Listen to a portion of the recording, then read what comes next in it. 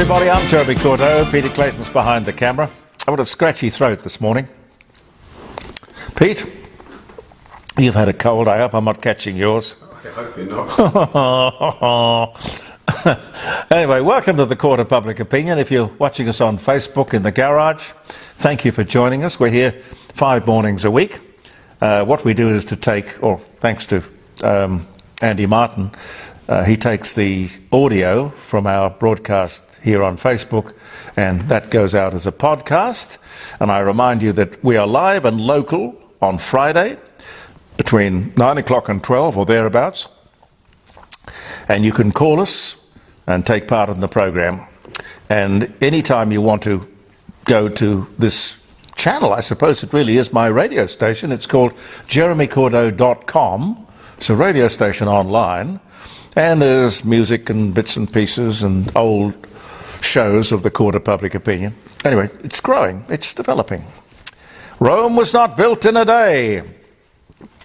More of this crazy climate change nonsense from the People's Republic of Victoria, you might have heard. Chairman Dan has now decided to he's going to ban the installation of gas appliances in new homes in Victoria. It's just virtue signalling. Virtue signalling. It will do nothing but put an extra burden on the electricity grid, and it'll make no difference to the climate. Gas has been an integral part of the households of Australia for as long as I can remember. And it's a fact that the great and the ordinary, chefs and cooks, all use, and probably will only use, gas for cooking. I wonder if Chairman Dan has spoken to people about that. Probably not. There's a kerfuffle coming over that, I'm quite sure, unless the people of Victoria, who seem to be somehow strangely besotted with that man, will just simply say, oh, yes, sir, yes, Chairman, no problem. I haven't seen very much made of this fact, but listen to this for a second. 275 sexual assaults in universities across Australia every week. That's amazing. 275 sexual assaults in universities across Australia reported every week. Can you imagine how many go unreported? And another shocking statistic, 38 women have been killed, murdered in domestic violence attacks since the start of this year. And usually in a home where, in a civilized world, if you can't feel secure and safe in your own home, dear oh dear. COVID, sadly, is still a major problem. I hope this croaky. No, it's not. No. I've had all my needles. But I saw this, and it's a bit worrying. 25 Australians die each day because of COVID. 25 Australians die each day. I don't know what the figure is worldwide. 5,000 deaths since the start of the year. Get your booster.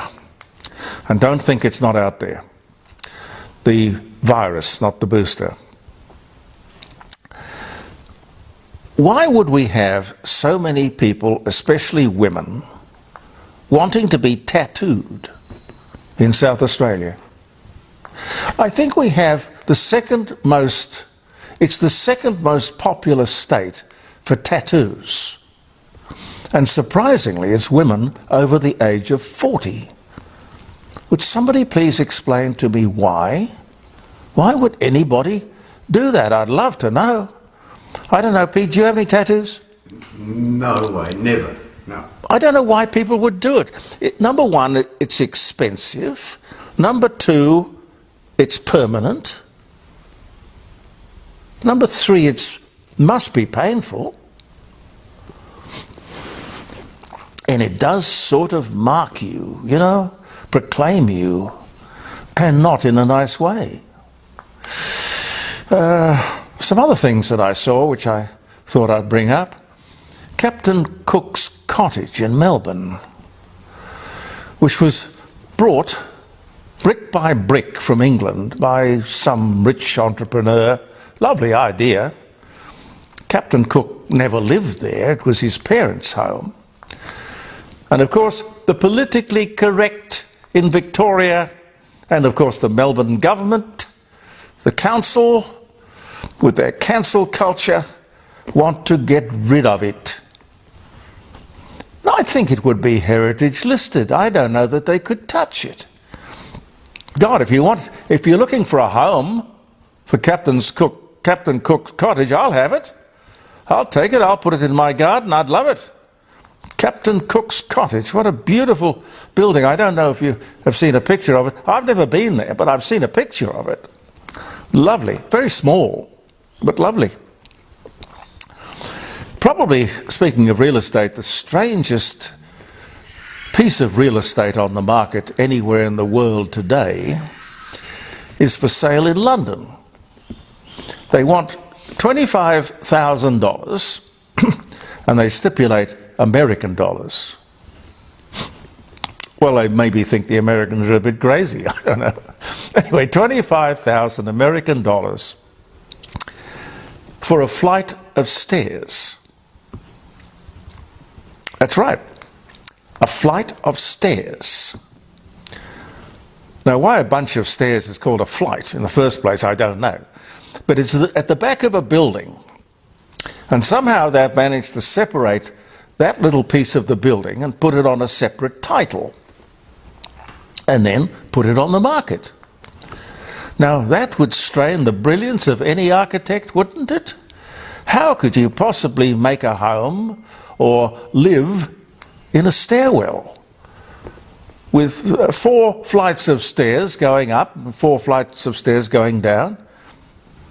Anyway, I just thought I might let you know in case you were interested. I mean, I suppose somehow you could get... Pauline Hurren could probably figure out something to do with it, but, you know, you could maybe float some things and have... The mind boggles, truly.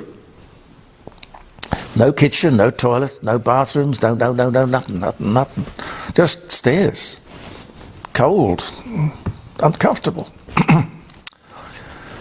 Anyway, I see ministers not wearing Aboriginal flags on their lapels. I applaud this, ladies and gentlemen, and this is only reasonable. I don't know what has signalled their removal or caused their removal, but I will say that we all like to be included.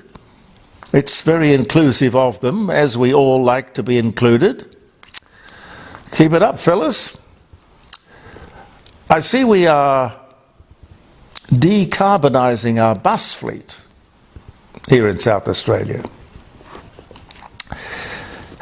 Could I ask, with all of the financial pressures upon the South Australian government, why would they imagine that was a good thing to spend money on, when Australia's contribution to emissions is just 1.3%?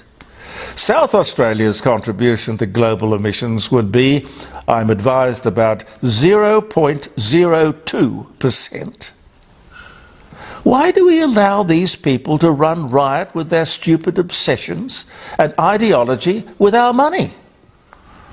I don't get it. Somehow there must be a way to put silly people back in their box and bring out common sense people. I'm sure they're there. You've got to be there somewhere. The United Nations are saying that it's no longer global warming, it's global boiling.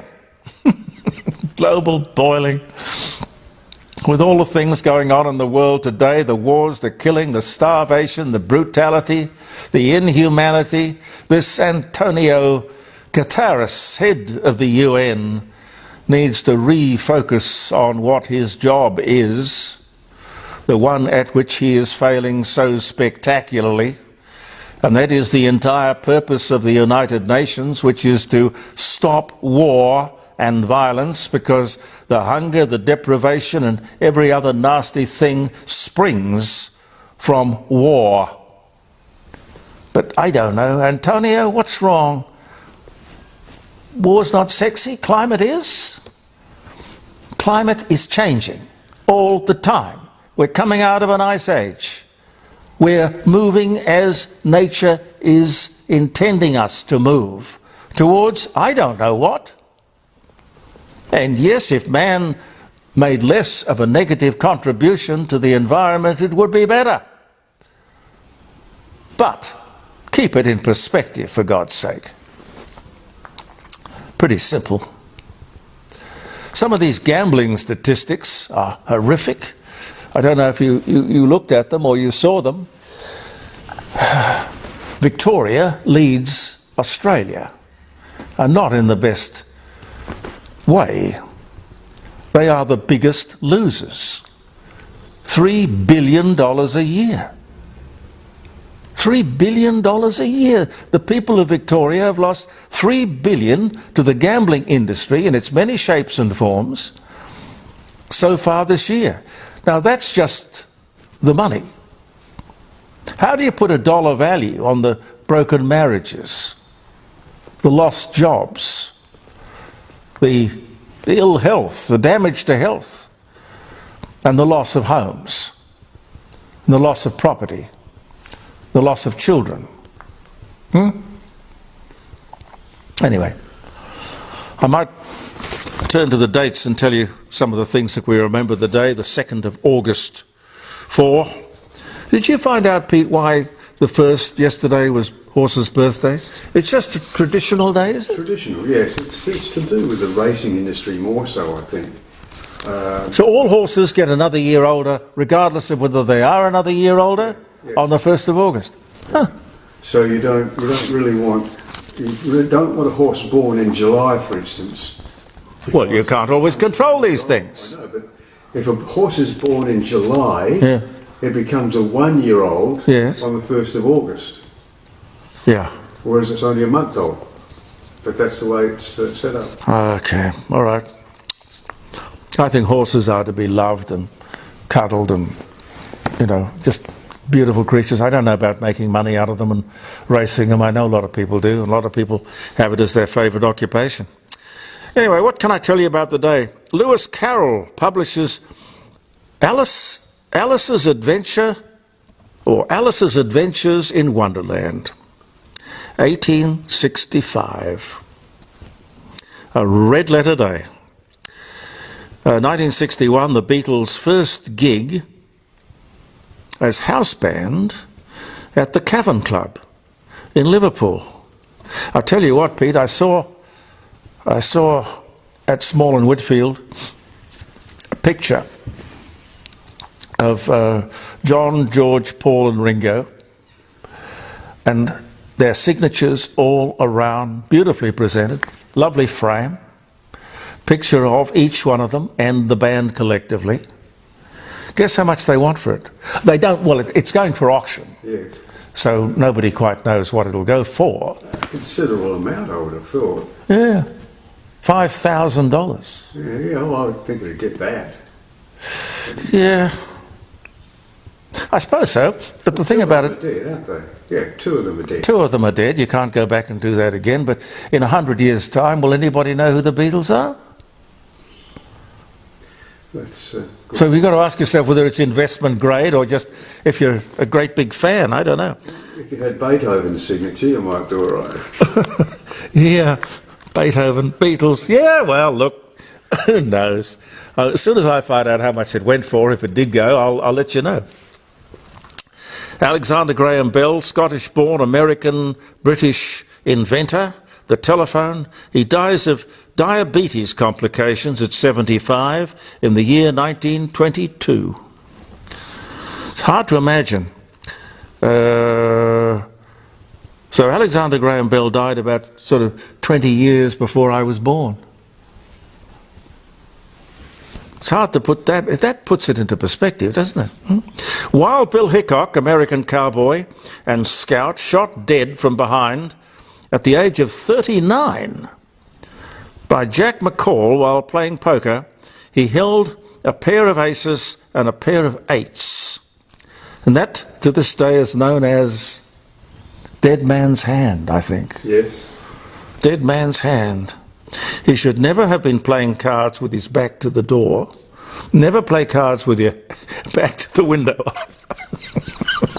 Not that I play cards. I don't. Wild Bill Hickok, that was 1876. Formal signing of the US Declaration of Independence by 56 people. Date most accepted by modern historians. This day, 1776. Apple becomes the first American public company to reach $1 trillion in value.